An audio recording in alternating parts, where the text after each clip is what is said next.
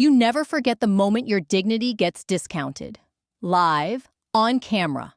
I was halfway through presenting our Southeast expansion strategy when Miles cut in. His voice was slick, too smooth to be unplanned.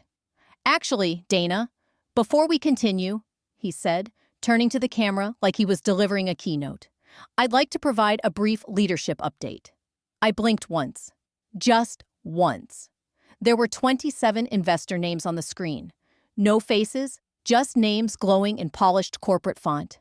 Halberton Group, Mason Ridge Equity, Sequoia West, people with deep pockets. People we needed. Miles adjusted his cufflinks like he was prepping for applause. "To better align with Stratus North's shifting priorities," he said, "we're streamlining our executive roles. Effective immediately, Dana's compensation will be adjusted to reflect her refined strategic scope. No explanation, no context, just that word, adjusted. Silence. Then a fake chuckle from someone on the board. Another voice added, "Smart move." My camera stayed on, my smile, barely, adjusted. I knew what it meant. Slashed. 50%. Gone. Like the last 7 years I'd spent pulling this company through trade wars, tariffs, and a global supply chain freeze meant nothing. I didn't speak, didn't defend myself. I looked straight into the lens. Steady. Still. Because behind all those investor names, I noticed one that most wouldn't catch. R. McAllister. Observer only. Muted. No video. But I knew exactly who it was. And I knew he was watching.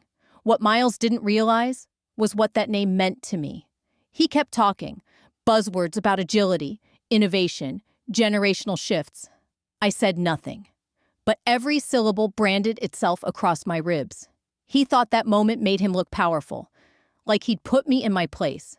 But the call wasn't over. Not yet. And that square on the screen, that silent box with 2 initials, RM. It didn't belong to a passive investor. It belonged to someone who'd spent 40 years building billion-dollar portfolios, and he didn't tolerate public humiliation. So I kept looking into the camera, still, unblinking, letting Miles dig his own grave, one soundbite at a time.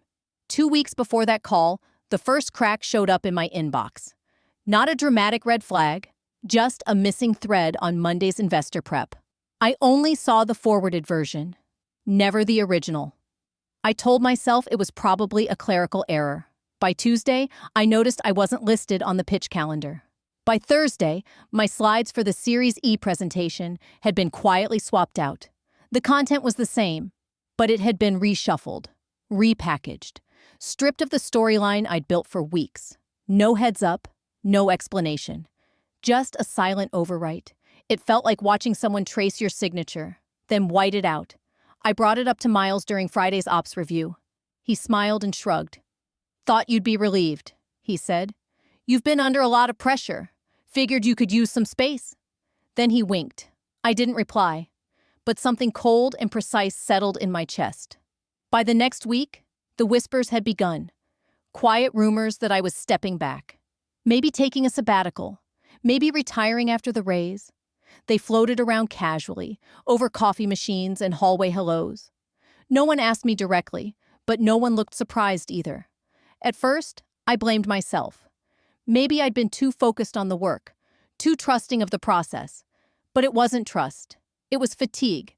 6 years of pouring my vision into a company that now felt like it was suffocating me in silence. My frameworks, my logic, my numbers, still there. But I was vanishing. One slide, one calendar invite, one whisper at a time. And the worst part?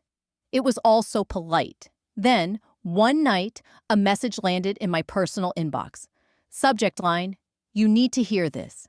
It was from Jenna, a junior strategy analyst. Brilliant mind, quiet. Always watching. I'd mentored her during her internship 2 years back. Attached was an audio file. I hit play.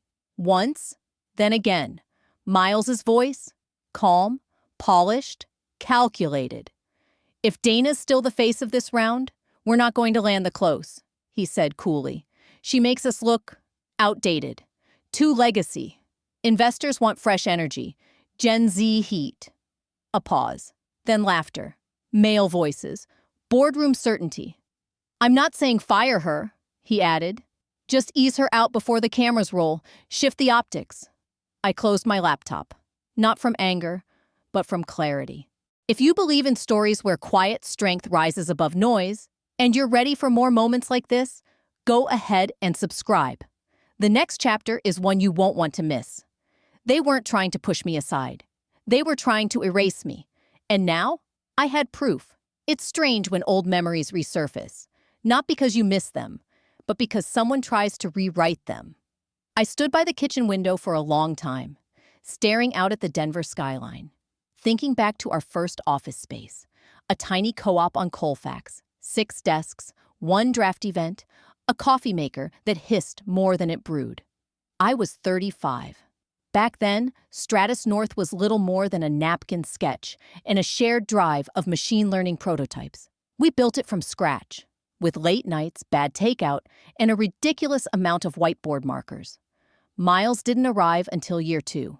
His godfather, a founding investor, brought him in after the first funding round, claimed he was the future.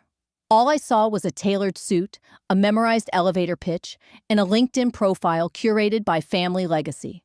He spent his first quarter attending brand workshops and podcast tapings, while I was pitching our first government pilot to federal procurement in D.C.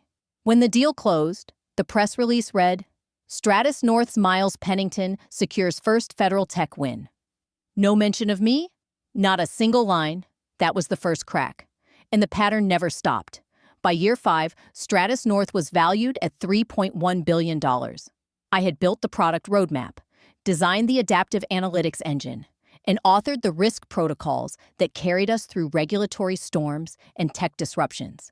But in every pitch deck, every feature in Forbes Tech, it was Miles Pennington front and center. I was always just out of frame, tightening his talking points, fixing the formatting, adjusting the tone for gravitas. I told myself it didn't matter. That impact wasn't measured in press releases, but performance. But now, I wasn't so sure. 3 nights after the Series E prep call, I received a signal message from a number I didn't recognize. It was from Julian Park, one of the quieter board members. Always observant, rarely vocal. His message was brief. If you were leading this round, I would have doubled my commitment. You built this company. Don't let him rewrite the story. I stared at the screen, motionless. It wasn't validation, it was confirmation. Confirmation that I had let silence buy him visibility, that my restraint had cast him as the architect of work I designed in solitude. And now, they weren't just sidelining me. They were erasing me. Completely. Not anymore. Julian's message echoed in my mind long after the screen dimmed. You built this company.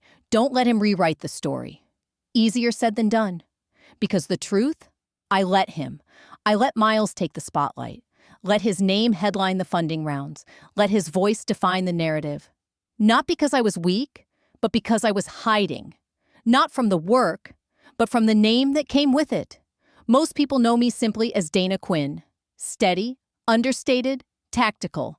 But my full name, buried in incorporation filings and never mentioned publicly, is Dana Reyes Quinn. Reyes, as in Richard Reyes, founder of Reyes McAllister Group. Net worth, $6.8 billion. Influence, deep-rooted. Reputation, relentless. Unmistakable, unforgiving. And my father, no one at Stratus North knew who he really was. Not Miles, not the board, not even our legal team. And that was intentional. I never wanted to be the woman with the billionaire father. I didn't want people second-guessing my work or crediting my success to a last name. When I joined Stratus North in its earliest, scrappiest days, I told my father just one thing. Let me build something without your shadow. To his credit, he did. For years, he never called, never asked questions, never dropped my name in interviews. The only condition he set was simple and absolute. Don't use the Reyes name unless you're ready for what comes with it. I wasn't. Not back then. And if I'm honest, maybe not even now. But everything shifted the moment I saw R. Reyes on the Series E investor call. Observer only, muted, camera off, no title, no context. To most, he looked like just another fund rep. To me, that box on the screen flashed like a silent warning light. He knew. He had watched it happen in real time, Miles slashing my role and my pay, all under the guise of leadership alignment. Had he joined the call by chance? Or had he been keeping tabs the whole time? I didn't know. But the feeling in my gut was one I hadn't felt in years. Tight, uncertain, familiar. The same knots I used to feel as a teenager, arguing with him about legacy, about independence, about why I didn't want his money or his name. I just wanted to win clean. But now, seeing that name in that top right corner, I didn't know if I had truly won anything, or if I had simply lasted long enough to lose everything. And the scariest part? Maybe, for the first time in my life, I needed him. The next morning, I still woke up at 6, still wore my blazer, still clipped my badge to my belt, because technically, I hadn't been fired. No email, no paperwork, just silence. But when I stepped into the lobby at Stratus North HQ, the building answered before anyone else could. My badge didn't work. I tapped it once, then again. The small green light that had greeted me for 6 years now flashed red. Behind the desk, Angela, the receptionist, looked up, visibly startled. "Oh, Dana, just a moment." She picked up the phone immediately, dialing fast, eyes flicking nervously toward the elevators. 2 interns from operations breezed through the turnstile without issue. One glanced back at me, but said nothing. I waited. 2 minutes passed. No one from HR came down. No one from my team appeared. Instead, Angela leaned forward and lowered her voice. "I'm really sorry. I was just told this morning you're to work remotely until further notice." She added, almost like a reflex, "It's part of a strategic alignment review." Strategic alignment. I nodded once, jaw locked. "Is that documented somewhere?" I asked calmly. Angela hesitated. "They didn't say." I stood there for a moment, caught between professionalism and fury. I could have demanded to see Miles, could have taken the elevator up to the executive floor and made a scene. But I didn't, because the worst thing they did wasn't shutting me out. It was how quietly they did it. No confrontation, no accountability, just a red light and vague phrasing, a disappearance dressed up as corporate restructuring. As I turned to leave, I noticed a familiar face. Elena, our summer strategy intern. The same intern Miles once dismissed as too soft for metrics. She was standing by the copier, lips tight, watching. She didn't approach, didn't say a word, but as I passed the hallway near the lockers, she stepped out and discreetly slipped something into my coat pocket, like a silent exchange of contraband. When I got back to my car, I pulled it out. A USB drive. No label. At home, I plugged it in. Inside, pitch deck backups, investor notes, internal correspondence, and high-level admin links Miles had forgotten to deactivate. They thought I was out, but I was still watching. And now, I wasn't just sidelined. I was documenting. I didn't cry, not after the investor call, not when my badge blinked red at the entrance, not even when Angela whispered strategic alignment review like it was a death notice. But that evening, back in my apartment, I sat motionless, coat still on, lights still off, the glow of Elena's USB drive casting pale blue shadows across my kitchen table. And something inside me, finally, locked into place. Not grief, not rage, something colder, sharper, clarity. I didn't need to scream. I didn't need to march back into the office or fire off an angry reply. What I needed was precision, and the one person who had taught me how to wield it like a scalpel was my father. We hadn't spoken in months, not because of anger, but because I asked for space. When I joined Stratus North, I told him, "Let me build this without your help. No shortcuts, no interference." He respected that. For years, he stayed silent, never intervened, never even hinted at our connection. But now, he needed to see what they were doing to his daughter. Not because of our bloodline, but because of my work, because I was the architect of a company that had decided I was expendable. So I drafted the message carefully. No emotion, no commentary. Subject line: for your review, no action. Not yet. I attached everything. The recording of Miles slashing my pay on the call. The audio clip of him calling me too legacy to lead a raise. Screenshots of internal files with my authorship, now carrying his name. The Series E deck, slide by slide, built on my original outline. One sentence: let him show you who he is. Please don't interfere yet. 12 minutes later, the reply came. Not from him. From Natalie, his longtime assistant, precise as ever. R. Reyes has received and reviewed, confirmed for Series E call. Mic muted. Video off. Listening only. Listening only. No response planned at this time. My breath caught, not from surprise, but recognition. I knew exactly what that meant. My father didn't need to take over a room to control it. He just had to be in it, and his presence alone changed everything.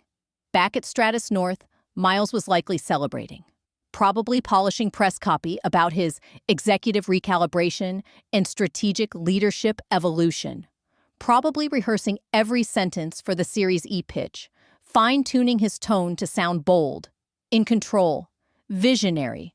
He had no idea who was listening, and that was the beautiful part. This wasn't a boardroom showdown.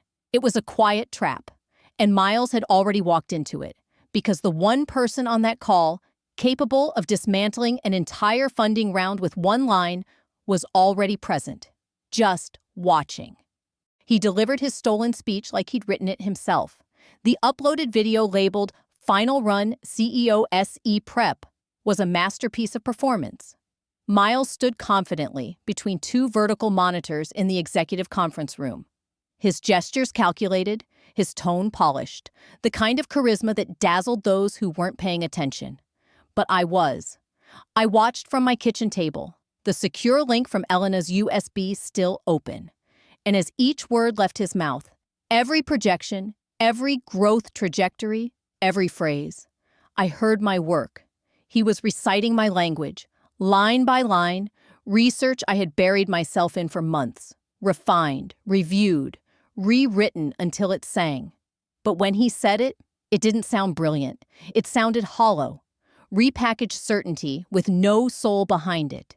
This is where we pivot from static modeling to adaptive threshold forecasting, he announced, clicking confidently to slide 14. And there it was, adaptive threshold modeling, 2 R's, a typo only I made because I typed too fast. And PowerPoint doesn't catch text errors inside shape layers. I froze. That typo had survived 6 internal reviews, including his. They had missed it. Not one person in that polished executive suite had caught the typo. Not Miles, not the PR director, not even the legal reviewer. They hadn't even cared enough to understand what they were stealing. And that's what twisted my stomach. It wasn't just theft. It was lazy theft. I paused the video, zoomed in, threshold, with 2 R's. It glared back at me like an old wound they'd accidentally reopened. More than proof it was my work, it proved no one on that refined leadership team actually understood the system they were pitching. I could have laughed, but disgust won out. Over the next hour, I opened a new folder on my desktop. Title: Proof. Series E Fraud. Inside, I began dropping files. A screenshot of that slide, typo, and all. A date-stamped draft from 3 weeks prior. The Slack thread between me and product ops discussing the model. My calendar entry confirming I built the framework. Below the image, I typed one sentence. Only person who ever spelled it 3's rolled? Me. Then I hit play again. On screen, Miles breezed into the closing summary, grinning like he was rapping a TED Talk. Around him, the usual suspects. PR lead, legal advisor, one junior strategist, all nodding, all smiling. Not one of them questioned a word. Not one asked where the projections came from. Because they didn't care about the truth. They cared about momentum, optics, confidence, the illusion of innovation. I didn't reply to anyone. Didn't log into Slack. Didn't breathe a word. Why would I? He'd already recorded it. He'd already signed his name to it. And once the investors saw it, along with the one observer who never missed a detail, I wouldn't have to say a thing. Because the moment Miles read that word aloud, with false certainty and empty flair, he would expose himself. And all I had to do was hit record. Something felt off. Brittle, even. The virtual conference room buzzed with that quiet, charged energy unique to high-stakes funding calls. 26 tiles glowed on the screen. Some cameras on, most off. The usual suspects. Senior analysts from Cormont Partners, reps from Blackwell Global, the unflinching observer from Pacific Gate Ventures, and tucked quietly into a corner square. R. Reyes, muted, camera off. I watched from home, unseen, unheard, completely off-grid. Miles began confidently. He stood alone in Stratus North's newly remodeled boardroom. No tie, blazer on, sleeves rolled neatly to mid-forearm. The kind of curated executive casual his image consultant claimed made him look visionary. Founder forward. He spoke about momentum, about organizational recalibration, about next-gen verticals, and leaner alignment strategies. I counted 3 buzzwords per sentence, every phrase rehearsed, every gesture refined, every nod to innovation hollow but effective. The screen flickered with fake reactions, emojis, polite nods. Nobody asked anything, until someone did. At minute 22, a square lit up, camera on, mic live. The speaker, Elliot Karstens, managing partner at Blue Point Venture Capital, a man allergic to fluff and famous for calling out spin in real time. "Quick question," he said, leaning into the lens. "This is impressive, Miles, no doubt. But one thing, where's Dana?" Silence. Total and immediate. The kind you feel down your spine. 26 connections, 3 continents, not one sound. I held my breath. Miles' jaw twitched. Subtle, but I saw it. His mouth opened, closed. Then, "Well," he started, voice thinner than before. "As part of our leadership evolution, Dana has stepped back from her active role. She's now serving in more of an advisory capacity." He kept his tone level, tried to sound strategic, curated, controlled. "And for today's narrative," he added, "we felt it best to highlight our emerging executive vision." "It made sense to highlight emerging leadership," Miles repeated, his voice straining for steadiness. Elliot Karstens narrowed his eyes slightly. "She led the modeling framework," he said flatly. "Right?" Miles gave a tight smile. "She contributed. Of course. But we're pivoting now, toward younger energy, a leaner, more aggressive profile." Aggressive! That word stuck like a splinter under the skin. Then came the crack. Talia Mendez from Ironmark Capital unmuted. Her tone, deceptively light. "Just to clarify, did Dana resign?" A pause. A flicker in Miles's eyes. Hesitation. Calculation. Maybe even fear. "She no longer aligns with our strategic direction," he said slowly, "but we're incredibly grateful for her foundation work." Foundation work. I could feel the heat crawl up my neck. My heart thudded in my ears. And then, it happened. The silent square in the upper corner flickered. R. Reyes, make on. His voice, when it came, cut through the call like frost. "I'd like to respond." The screen froze, figuratively and literally. A man who hadn't spoken in 2 funding rounds, now speaking. Miles swallowed. "Please," he managed, his voice suddenly paper-thin. Richard Reyes didn't raise his voice. He didn't need to. "I've listened closely to today's presentation," he began, "and I must say, I found it fascinating. Especially the omission of the person who built the system you're now using to secure $1.3 billion in capital." No one dared interrupt. His tone was even, precise. But the effect was surgical. Dana didn't contribute. She designed, she architected, she enabled every metric you're now presenting. I barely breathed. And if your version of lean, young, and aggressive means eliminating the only executive in this company whose intellect I actually trusted, he paused, then this fund is better allocated elsewhere. The silence hit like thunder. 2 investor tiles blinked out. Then 3. Miles turned visibly pale. His entire pitch, built on my data, my framework, my silence, was caving in. Not with fury, not with volume, but with precision. Just one sentence. From the wrong man to underestimate. And I didn't have to say a word. Richard Reyes didn't raise his voice. He didn't need to. He spoke with the kind of controlled calm that made everyone else instinctively quiet. After nearly 30 minutes of Miles's hollow charisma in corporate theater, the most powerful man on the call finally unmuted. "I've listened," Richard said evenly. And what I heard was a pitch built entirely on metrics designed by someone no longer welcome at her own company. His voice wasn't angry. It was still, deadly still. Miles tried to smile. "Richard, we appreciate your—" "I'm not finished." 4 words. Enough to shut Miles down mid-sentence. Richard continued without blinking.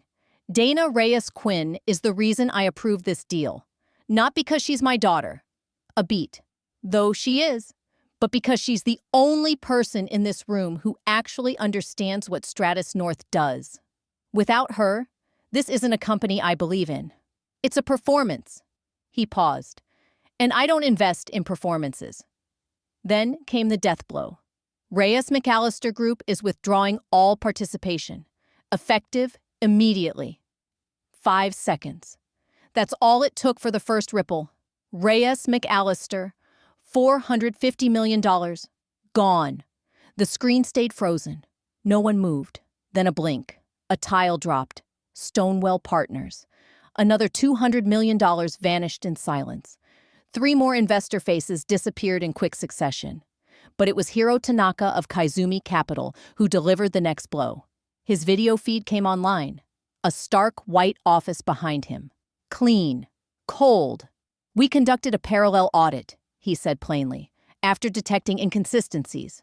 He dropped a PDF in the chat window. "Discrepancy analysis. Quarter 2. Miles's jaw tightened. I opened the file. It was brutal. Highlighted rows of inflated revenue, padded valuations, timeline misrepresentation. The very slides Miles had pitched with confidence, built on sand. And suddenly, the silence wasn't professional anymore. It was dangerous. No one spoke, not even Miles. His smile had collapsed into that tight, thin-lipped expression worn by people calculating exits in real time. Then came the ping. Soft, subtle. A private message flashed in the corner of the call window. J. Albrecht, Fenro Equity, Germany. If Dana Reyes Quinn is not reinstated by end of quarter, we will withdraw interest. No further discussion. There it was, my name, pulled directly back into the center of a $1.3 billion deal they tried to erase me from. No speech, no press statement, just one line of text and a $130 million ultimatum. The board stayed frozen. Then Emma, head of comms, unmuted. Voice, practiced, but cracking slightly. She tried to pivot. Mentioned narrative evolution. Tossed around phrases like executive clarity. But no one was listening anymore, because the illusion had collapsed. Not with screaming, not with lawsuits, but with silence and facts. Truth, delivered with 37 perfectly measured words by a man who never needed to raise his voice. I watched all of it unfold from my living room. No makeup, hair in a low bun, coffee long cold on the side table. And for the first time in weeks, I could breathe again. This wasn't revenge. It was vindication, a quiet reclaiming of power they never really understood. That evening, I found myself by the water, where I always went to think, sitting beside my father on the low stone wall along the northern stretch of the bay. Same spot we visited when I was 14. Back when I still called him Richard just to annoy him. Back when I thought needing anyone made me weak. We hadn't spoken since the call, but there wasn't much to say. The fallout had come in waves. Miles's pitch was dead. Stratus North's funding round, formally stalled. Legal teams were circling. The board sent me an apology so carefully worded, it almost sounded sincere. Miles hadn't been fired. Not yet, but the countdown had started. And me? I felt light, Not victorious, not angry, just clear. My father handed me a folder. No words, thick stock, black table. My initials stamped on the cover, DRQ. Inside, a new term sheet, an offer, from him. You lead, my father said simply. I fund, 100% autonomy, zero interference. He paused, eyes still fixed on the horizon. One condition, he added.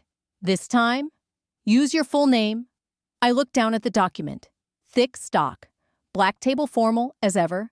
My signature line was blank, but typed above it, in precise serif font, Dana Reyes Quinn Managing Partner, Reyes Forward Ventures. He wasn't asking me to borrow his legacy. He was asking me to finally accept my own. I ran my fingers across the top of the page. It took me longer than I expected to find the words.